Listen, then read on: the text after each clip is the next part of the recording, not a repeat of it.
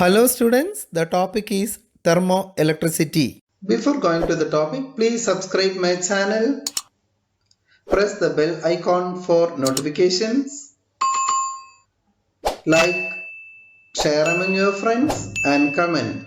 Dear students, the topic is thermoelectricity.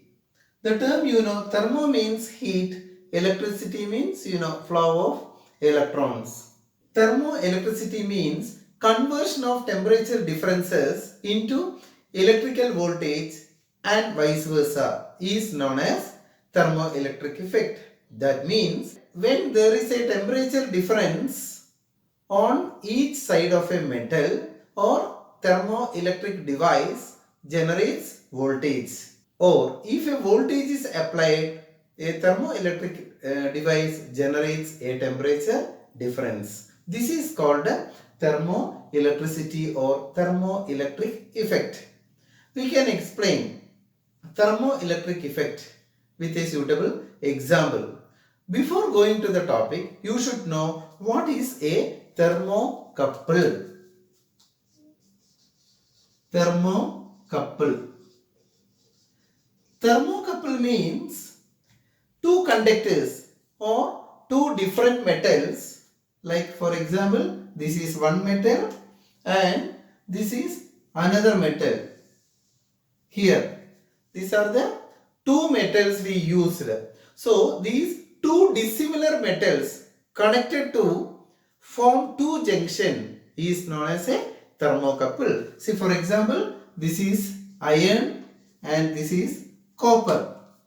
This one is copper and this one is iron. So these two junctions is called as a thermocouple.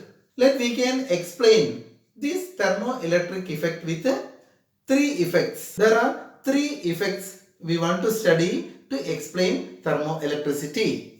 The one is called Seebeck effect. Seebeck effect.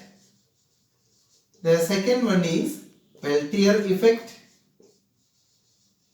Peltier effect.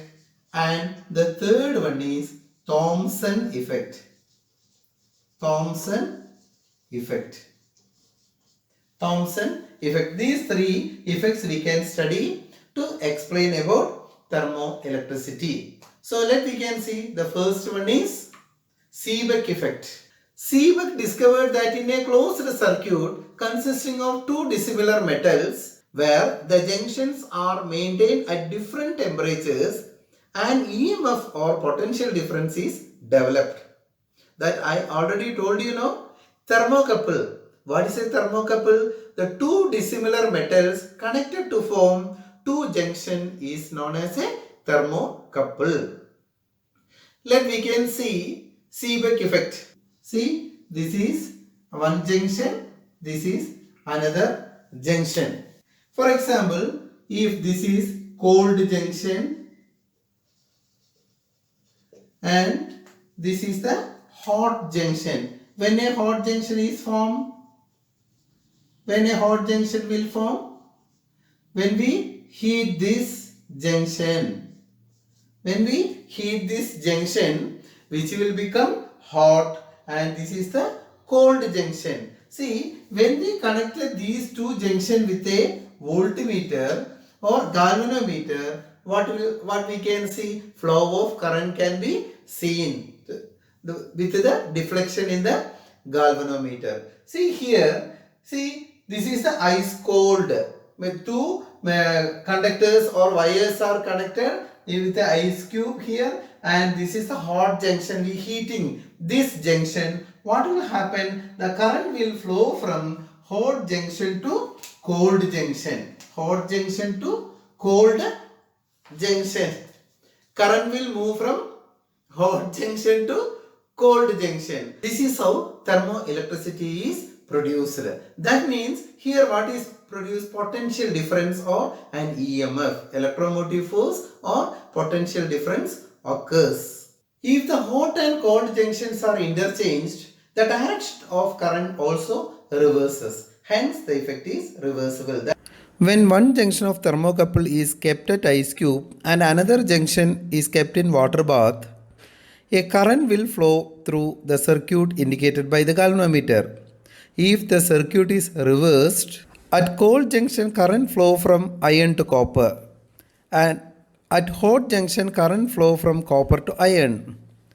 The EMF produced is called as thermo EMF. That means Seebeck effect is reversible because when we interchanged the hot and cold junctions, the current is also reversed. So the magnitude of EMF developed in a thermocouple depends on two factors. One is nature of the metals forming the couple and the second one is temperature difference between the junctions.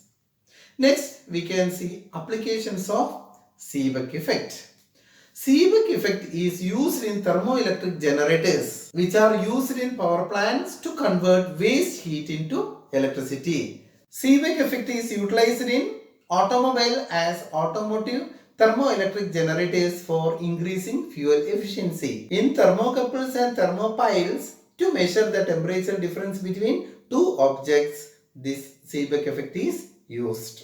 In 1834, Peltier discovered that when an electric current is passed through a circuit of a thermocouple, heat is evolved at one junction and absorbed at other junction. This is known as Peltier effect.